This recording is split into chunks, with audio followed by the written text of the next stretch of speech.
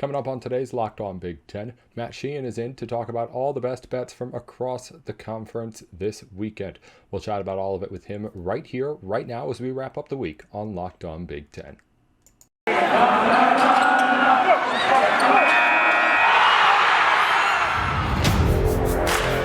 You are Locked On Big Ten, your daily podcast on the Big Ten Conference. Part of the Locked On Podcast Network. Your team every day. Welcome into Locked On Big Ten. It's everything you need to know about the conference every day of the week. Matt Sheehan's in on a Friday as always. He's the host of Locked On Spartans. Tune into the program there if you need to know anything going on around Michigan State. Of course, Matt, thanks for joining us as always as we wrap up the week here on a Friday. Michigan State on the basketball court started up, had the toughest test of any Big Ten team to open the season. Of course, it was not able to pass it in that Champions Classic game against Kansas. But what did you see out of the Spartans here? We're going to talk a lot of football today, but let's start on the hardwood, one game in for Sparty. Yeah, it's strange because, arrogantly, we're a national power. We're a legitimate program, but yet, I'm taking, some positives away from a 13-point beatdown against Kansas. It's a strange spot to be. We're this great, big, bad program, but after last season, where we barely made our way into the tournament by an incredible last 2-week stretch. Thank you, Aaron Henry, for that. We just want to see positives early on. We want to see good point guard play. We got that in our backup point guard in AJ Hogard. Did not really see it in our transfer Tyson Walker, but maybe he'll just get more comfortable in the easier non-conference games. The center position looked okay. It was fine. But yeah, at the same time, hey, it's not all pick and daisies here. We had 4,865 turnovers. Once again, we cannot shoot a free throw to save our lives. And it's starting off the season with another loss, but this is just what we've come to know from Michigan State. They just lose the Champions Classic game. And then sometimes, like in 2019, 2015, they just make the Final Four. So I'm not sweating too hard over it, which is weird. I don't want to, just carry a loss it's fine, it's no big deal. That's kind of how I am right now. It's weird.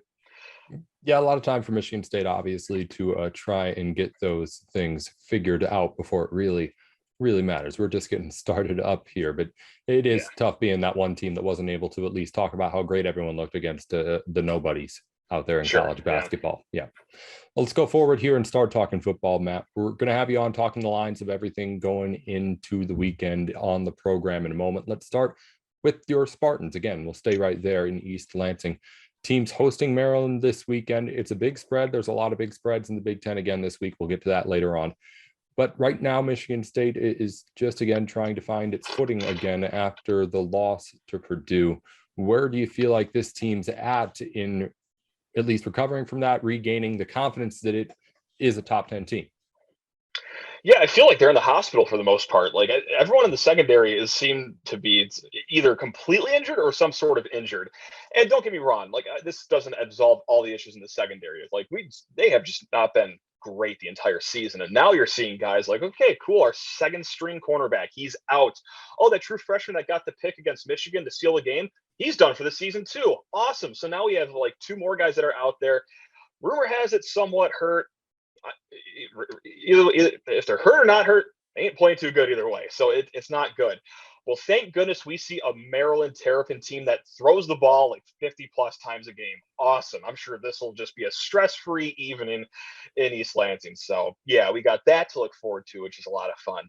But on the other hand, still Kenneth Walker on the team, and Maryland does like to give up some yards on the ground. So yeah, this could be a massive spot for Kenneth Walker as he tries to take one step closer to locking up a Heisman ceremony invitation at the end of the season. So do I think Michigan State's going to win? I do. And one big stat too that I like is, and maybe it's a little intangible, but I feel like Maryland always falls apart at the end of the season. And I went to go look that up to see if that's true, just to see if it's not my head playing tricks. Since 2017, Nate, they are 1-15 in the month of November. They are 1-15 in the month of November. They just quite literally turtle up You like that pun? And just roll over and quit when the getting gets a little cold here in Big Ten weather. So yeah, I really knock on wood. I hope that stays true tomorrow. But yeah, it's a lot of thoughts in my head as usual, Nate, pertaining to a Michigan State football game. Yeah. Yeah. Vegas seems to be on that trend too. It does have the Spartans being able to take care of things pretty easily at minus 13 points. But where are you at on the betting side of things in this game? Over-unders at 61. You already mentioned how that's fair with how many points both these teams can put up. I was just going to say, you know me, I'm a big total guy. I love myself some over-unders. But yeah, I do have two picks for this game.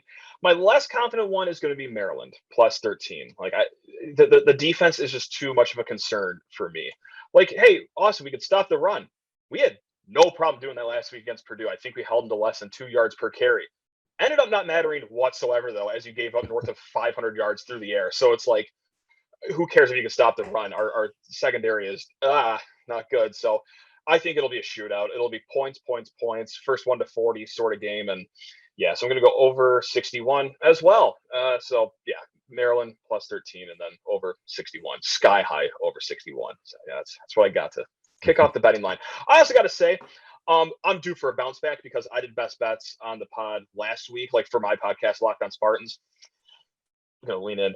We went 0-5 last week. It was not good. So we're due. Water's going to find its level here. We're going to absolutely rake in some bets this week, Nate. It's going to be awesome. It's going to be awesome.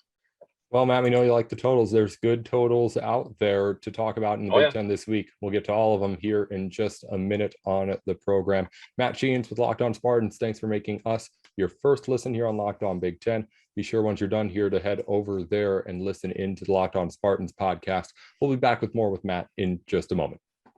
Today's Locked On Big Ten is brought to you in part by McDonald's. McDonald's has been around the community since 1965, serving everyone the great affordable food that you love, but also helping you make those memories that last for a lifetime.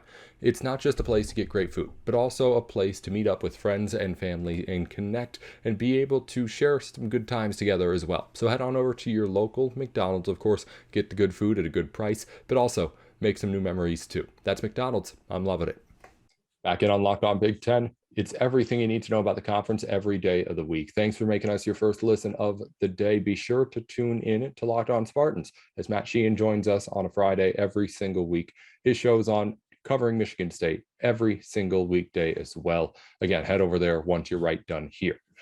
We're talking bets as we do every Friday with Matt, and there are all sorts of really interesting lines and spreads to get into right now.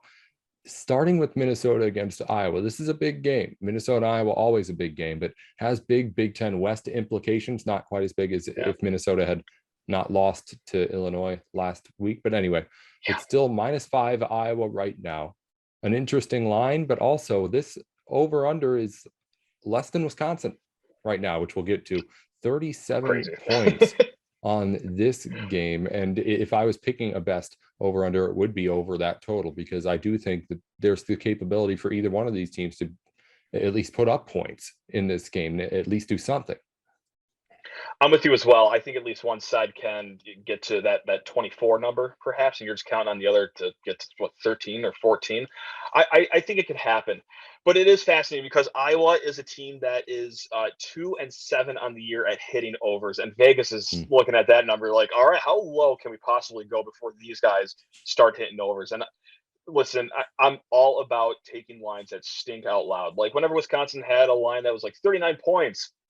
Taking the under, baby. Like we're going under, but this is just a hair too low for me. Just a smidge too low for me. So yeah, I'm with you. I gotta go over 37 here.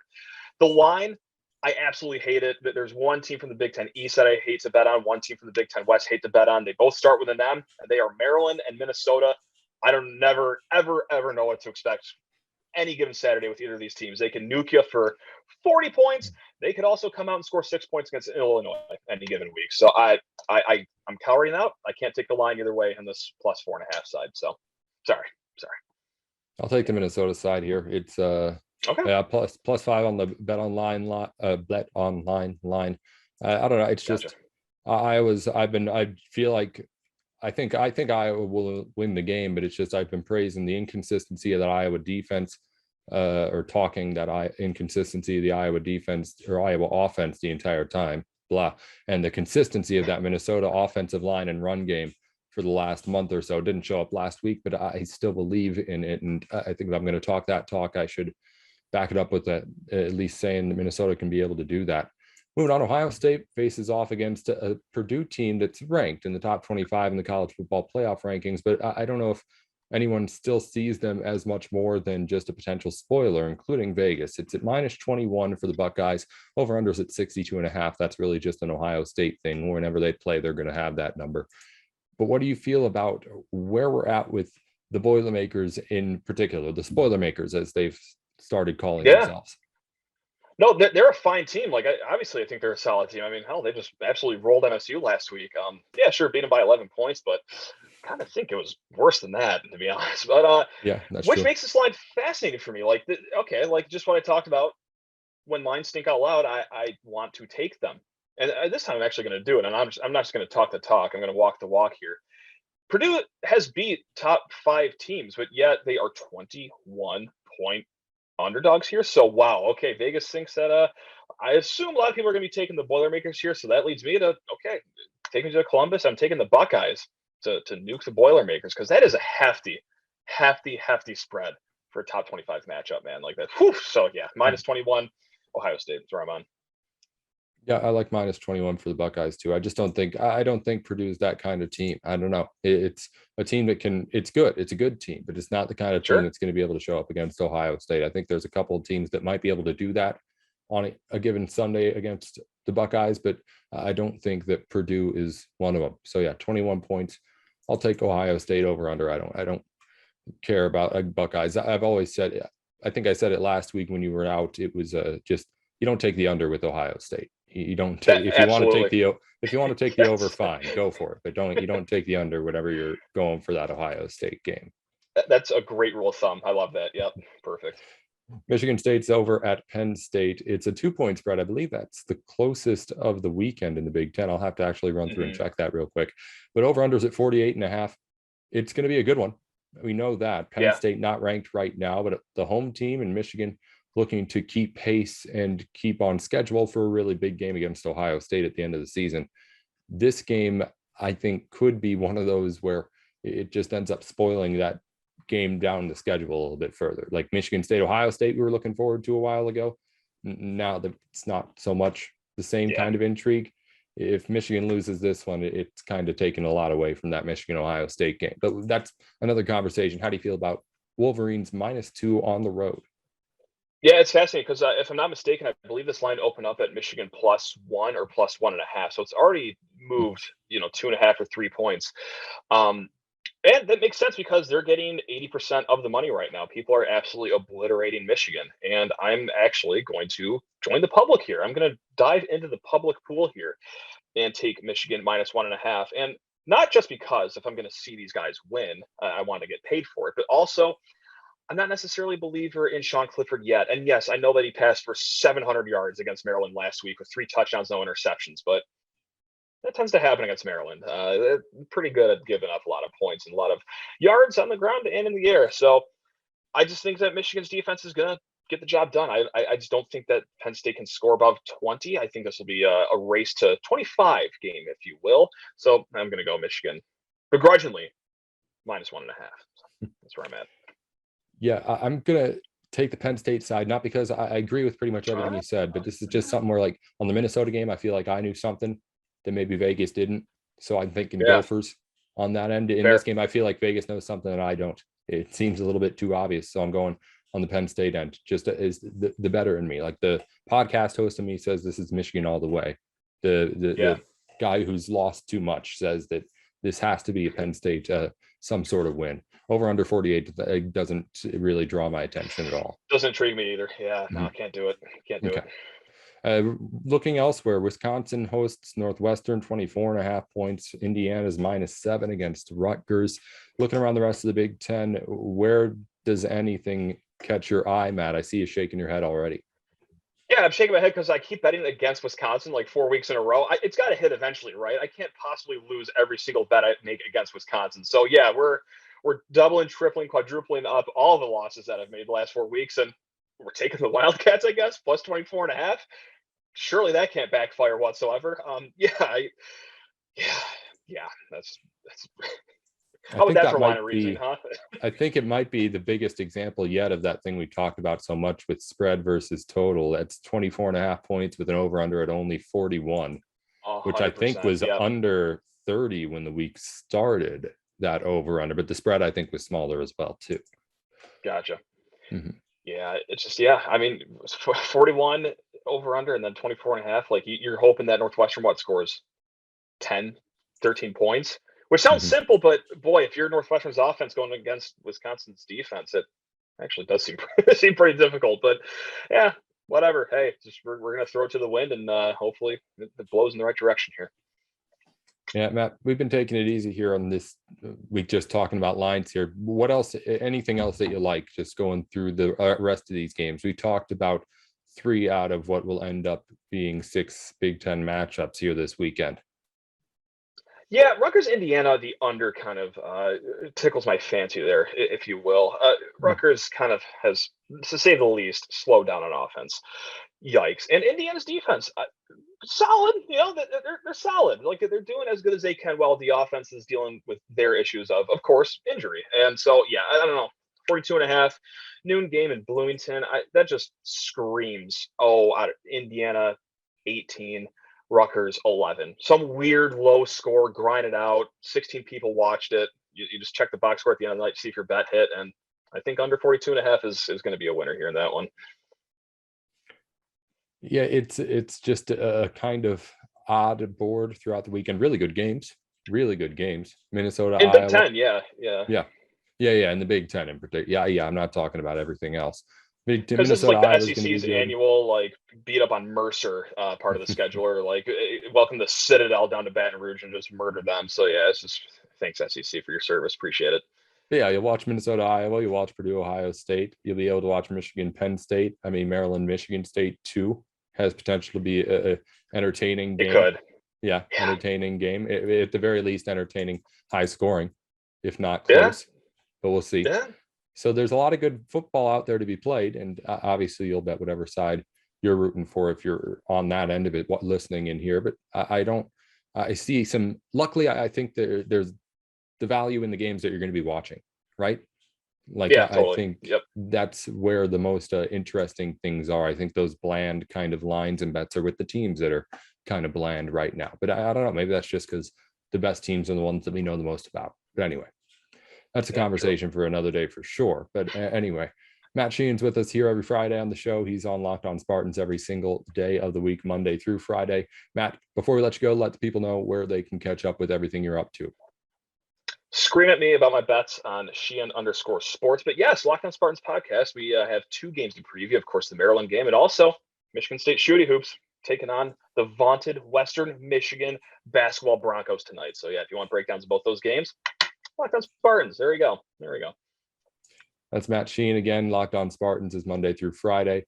Locked On Big Ten here every weekday as well. I'll be in to wrap up the week in just a moment. Today's Locked On Big Ten brought to you by betonline.ag. This is our online sportsbook partners because they have everything that you could possibly want out there for your sports betting needs.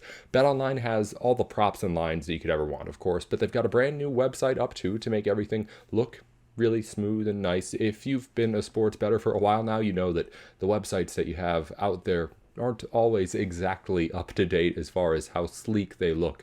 BetOnline, you don't have that problem. You don't have the problem of having to stress about anything that you're putting a bet on. The information's all there. It's all clear and available to you to see exactly what you're doing. And again, if you use our promo code LOCKEDON when you sign up, you get a 50% welcome bonus. Again, that's locked on when you sign up for 50% welcome bonus on your first deposit. BetOnline, your online sportsbook experts. Today's Locked On Big Ten is brought to you in part by Built Bar. Built Bar is your place to go for all of your protein product needs, from the protein bars that are, of course, outstanding, 100% chocolate, less than 5 net grams of carbs and sugars, and less than 150 calories in almost all their bars. They also bring you that flavor that you just cannot resist and keep coming back for. I'm a personal example as well. My family has fallen in love with the Built Bars. Head on over to built.com right now and use our promo code LOCKED15 for 15% off your order. Again, that's built.com with promo code LOCKED15. Built Bar, the place to go for all of your protein supplements. Back in on Locked On Big Ten, a reminder, subscribe wherever you're listening into your podcast now to the show. Follow us on Twitter at Locked On Big Ten. That's 10, not TEN. You'll notice we haven't tweeted on there for a while. I'm going to get that account back and going strong soon, promise. Also, my personal account at Nate with Sports. That's my account. I'll always have control of that one. You can make sure to stay up to date with anything I'm doing by following there. Again, the show is Monday through Friday, every single day. Everything you need to know about the conference. Hope you enjoy an outstanding weekend of Big Ten football coming up. We'll be talking all about it next week. Thanks for making Locked On Big Ten your first listen every single weekday. Once you're done here, which is right now, head on over to Locked On Bets. Your boy Q and handicapping expert Lee Sterling have everything that you need to make sure you're making the smart bets every single day. So head on over there and listen into them so you can make some money by listening in here to Locked On. Again, Locked On Big Ten. I'm back Monday. This has been Nate Dickinson with Locked On.